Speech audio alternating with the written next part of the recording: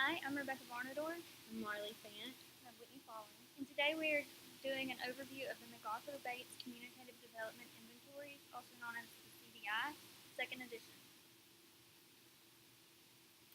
The MacArthur Bates CDI measures language and communicative development for 8 to 30-month-old typically developing children and older children in this developmental range. It is designed to be completed by parents, profit from the advantages of good parent diaries, and to minimize the limitations of language samples and structured tests. The target of this inventory is to avoid retrospective accounts, rely on recognition memory for specific information, and target current and emerging behaviors. The data from this can be used to compare on a large scale or a small scale, and the goal is to get reliable information on early signs of comprehension, first nonverbal gestural signals, and the expansion of early vocabulary and the beginnings of grammar. There are two components of this inventory for different age ranges. The first is the CDI, words and gestures. It's for the 8 to 18-month-olds, and this includes vocabulary comprehension, vocabulary production, and use of communicative and symbolic gestures. The second form is the CDI, words and sentences, and it is designed for 16 to 30-month-olds, and it includes vocabulary production and aspects of grammatical development, including sentence complexity and the mean length of utterances. Administration of this test typically takes parents 20 to 40 minutes to complete. The CDI is meant to be self-explanatory. There are written instructions at the beginning of each section of the inventory, and parents should be reminded to fill in the date and the child's birth date, complete the basic information form, read directions carefully, ask others to help fill out the inventory, such as other caregivers that are present in the child's life that may have some insight about the child's communicative behaviors, complete all forms, and do not probe for imitative productions. Give the child credit for mispronounced or baby talk words. We should also give the child credit for words they say or understand that have the same meaning as a word on the form. We should also take into account words indicating the names of people or that are specific to their dialect. So for the first form, for the words and gestures form, this includes first signs of understanding, phrases, starting to talk, and a vocabulary checklist. First signs of understanding, the parents will answer 3 yes or no questions, and items will include if the child responds to name called, no, or there's mommy and daddy.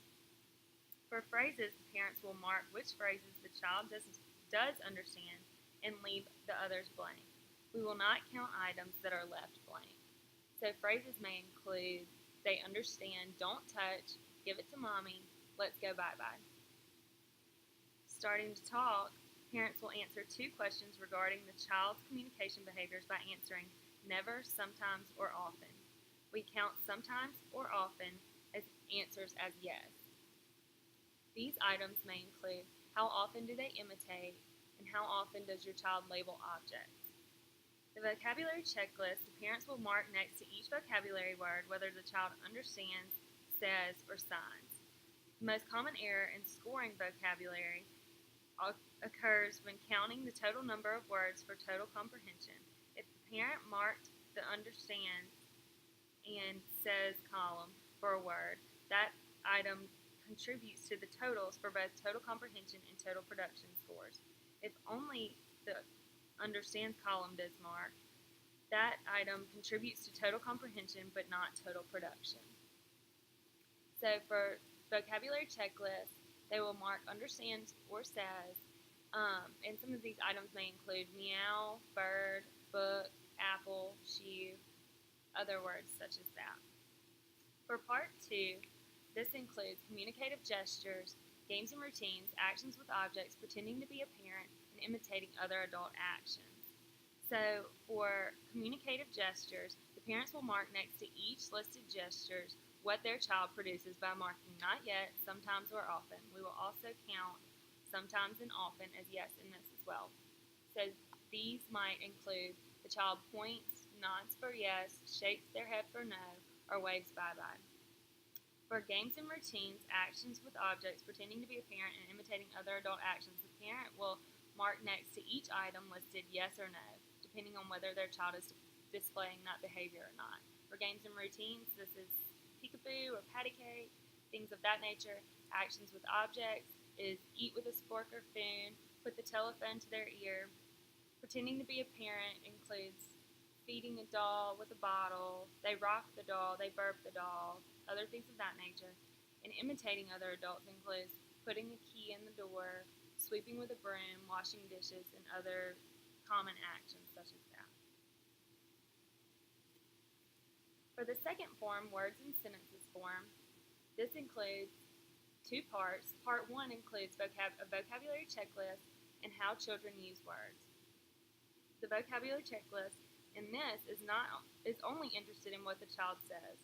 Parent will mark next to each vocabulary word whether the child says or signs. If the child uses a different pronunciation of the word, we mark it as yes anyway.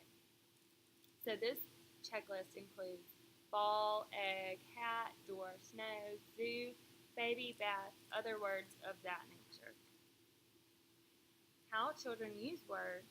The parents will answer 5 questions regarding their child's communication behaviors by marking not yet, sometimes, or often. So these questions may include, does the child talk about past or future events?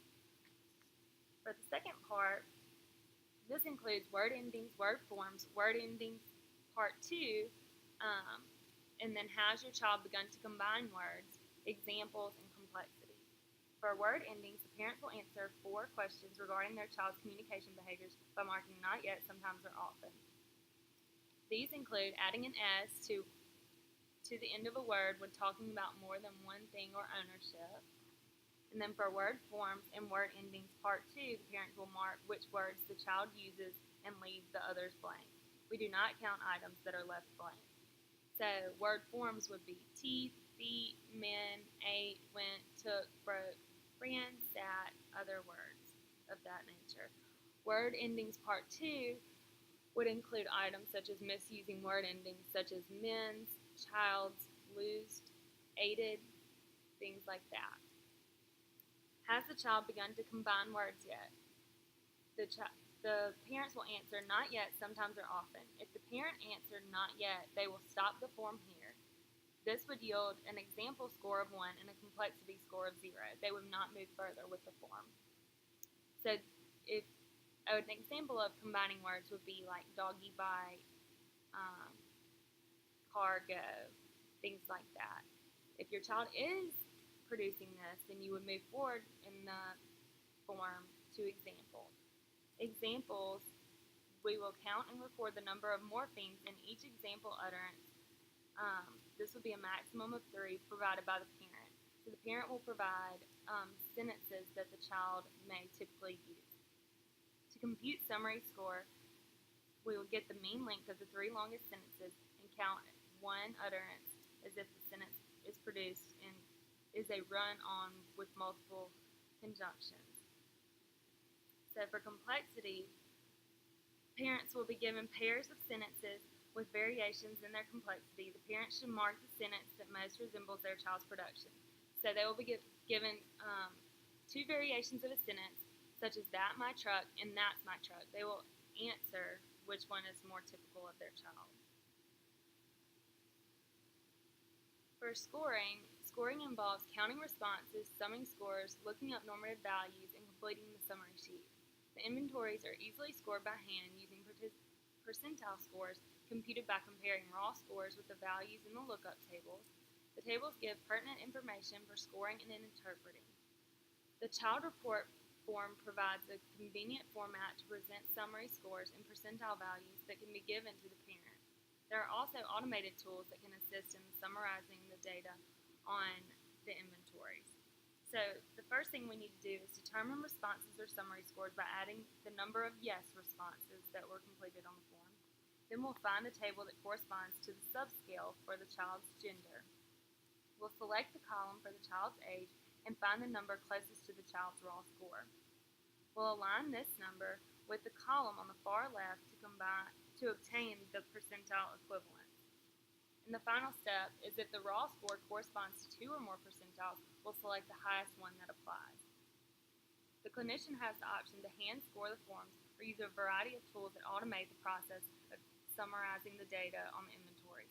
Hand scoring is most convenient for small numbers of forms when the objective is to obtain summary scores for the various sections of the inventories. This typically takes 20 to 30 minutes depending on the age and language skill of the child. Machine scanning is the best option for users whose plan is long-term and large-scale. Normative data. The scores tend to be higher for females rather than males of the same age.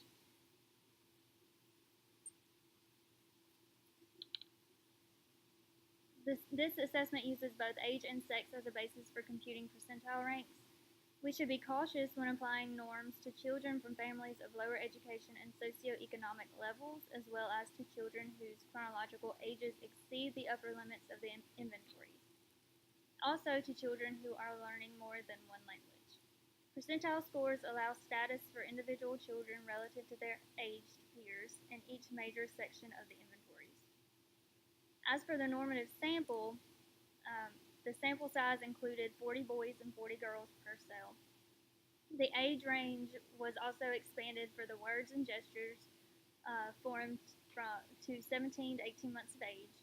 The sample included participants from the same areas as the first edition, which were New Haven, San Diego, and Seattle, as well as new participants from the follow-up norming efforts at a few of the original sites. New participants were found through sending a request through an email mailing list, as well as through a data collection effort targeting low-income African American families from rural areas of the southern United States. Children with medical problems such as Down syndrome, repeated ear infections, born 6 or more weeks premature, meningitis, and others who had gone through extended surgical procedures were excluded from the normative sample. There was an oversampling of Caucasian participants, and African American participants were the second most frequent ethnicity. Asians and Hispanics were listed in the all others or mixed group, which represented a smaller proportion of the sample. Birth order was also in the sample, and it included more second born than third born than the original sample, which was mostly first and second, and less than a fifth were third born. 12.2% reported exposure to a second language, although with less frequency than English. As for the validity, this test had many different types of validity mentioned in the manual. The first one being face validity, which face validity appears to measure the targeted domain.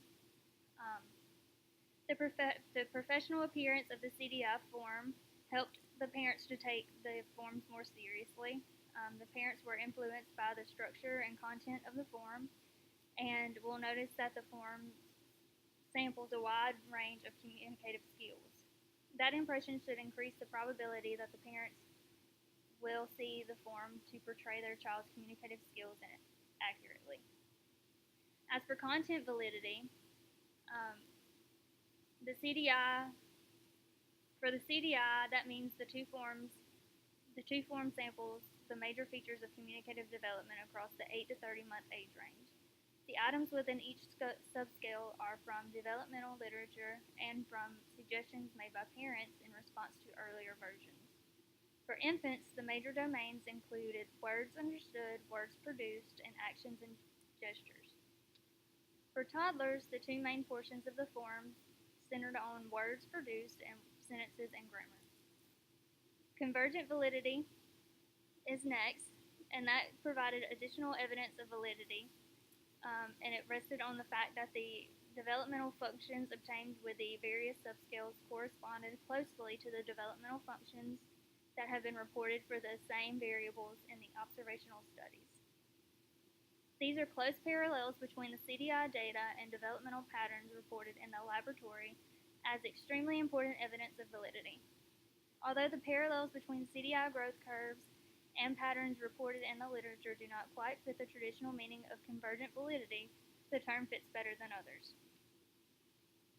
As for concurrent validity, this validity correlations are likely to be limited by the reliability and validity of the criterion measures.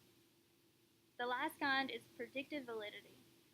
The research of previous CDIs provided substantial evidence for the predictive power of parent report instruments across the first 3 years of life. The norming study reassessed a large number of children. Their parents filled out a second CDI form 6 months after filling out the first questionnaire. The results of the study showed a rise in predictive validity during the second year and is supported by other more recent studies. There are many pros for choosing the MacArthur Bates Communicative Development Inventories to assess language and communicative development in 8 to 30-month-old children. The first advantage is that an extended edition has been developed.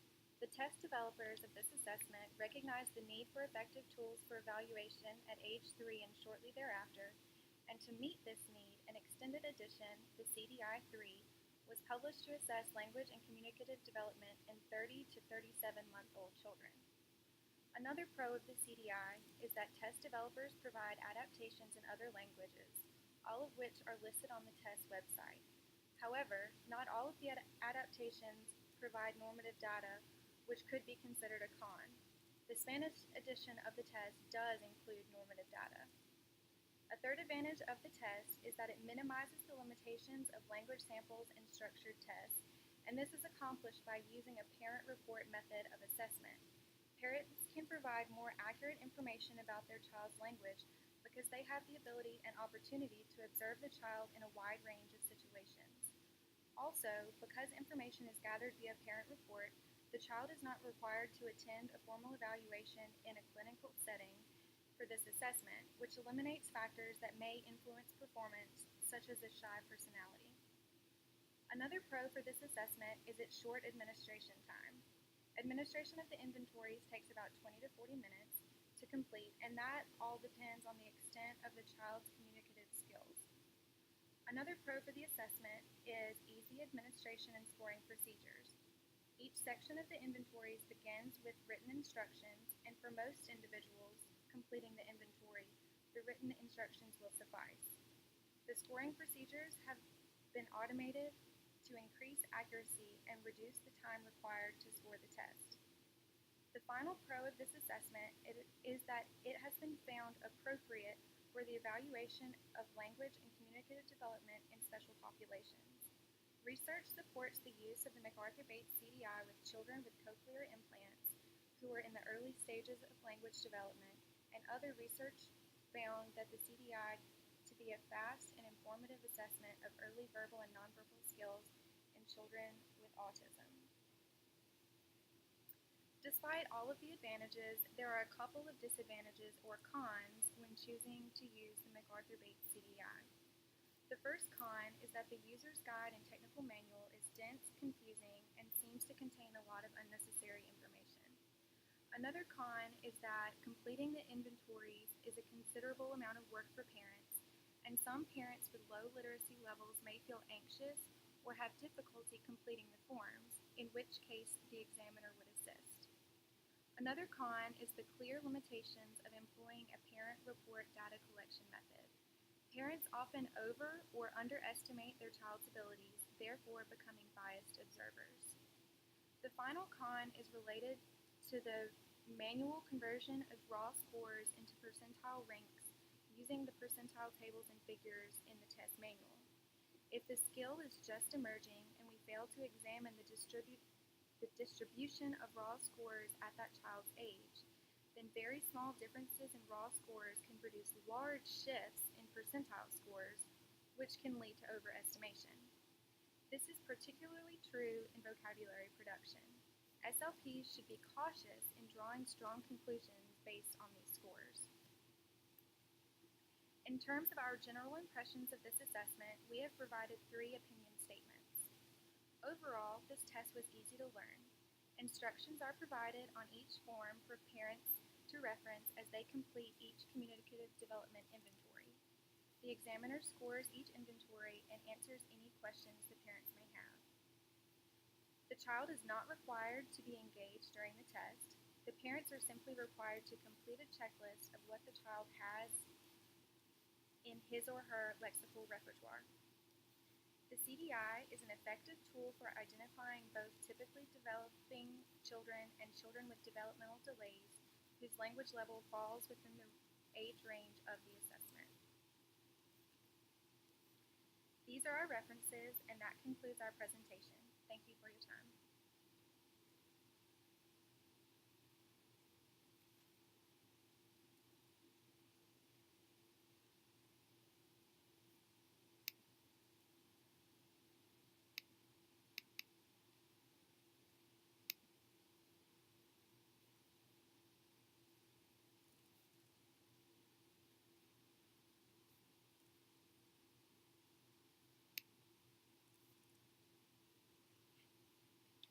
That's okay.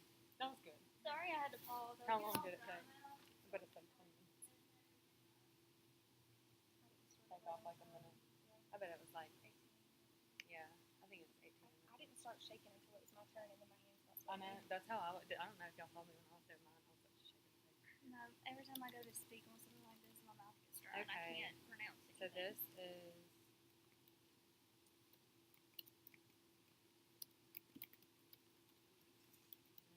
how do you spell MacArthur? MAC. Is it a hyphen? No, capital A though. And then it's the hyphen. I don't know if it's communicative or communicative. People say it both ways. I think it's it's either just. way. I think it's the way that you prefer to make people. Well, y'all both say communicative, and then when I started reading it, I was like, wait, that sounds wrong. No, it's